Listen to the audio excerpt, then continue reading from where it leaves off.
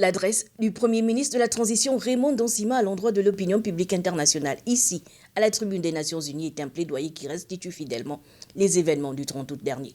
Il faut lever le voile sur cet acte décrié par les institutions internationales, mais accueilli comme une libération par le peuple gabonais. Je me tiens devant cette auguste assemblée dans un contexte sans précédent pour mon pays, passé par la case frayeur à la suite d'un processus électoral chaotique qui a été interrompu le 30 août dernier par les forces de défense et de sécurité. Naturellement, cette intervention a été condamnée par la communauté internationale au nom de la violation des exigences démocratiques de dévolution du pouvoir.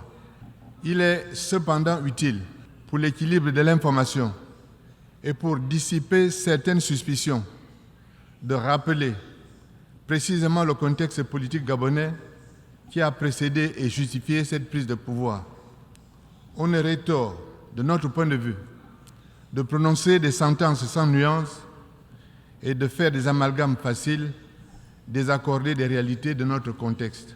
Devant le président de la 78e Assemblée générale des Nations unies, Denis Francis, le secrétaire général Antonio Guterres, l'émissaire du président de la transition, Brice Clotaire Oligui Nguema, a fait une chronologie des mécanismes frauduleux mis en place par l'ancien régime afin d'orchestrer un hold-up électoral. Tout observateur attentif, honnête et de bonne foi de la vie politique gabonaise de ces dernières années avait pleinement conscience de la dégradation de la situation.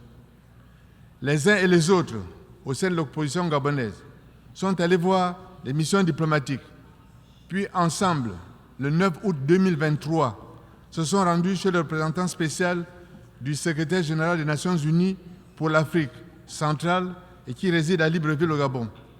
Je veux le dire ici sans ambiguïté. Ni les acteurs politiques, ni les électeurs, personne n'était prêt à accepter une nouvelle forfaiture électorale.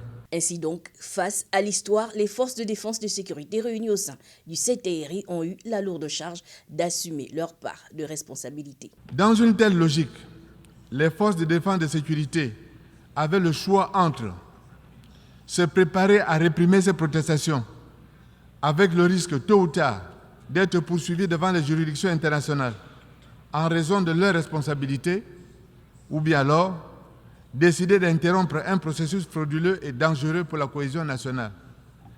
Elles ont choisi, en toute responsabilité, la seconde voie pour conjurer le risque d'un incendie dont l'embrasement aurait ébranlé les fondements même de la société gabonaise et n'aurait pas épargné les nombreuses populations étrangères vivant au Gabon.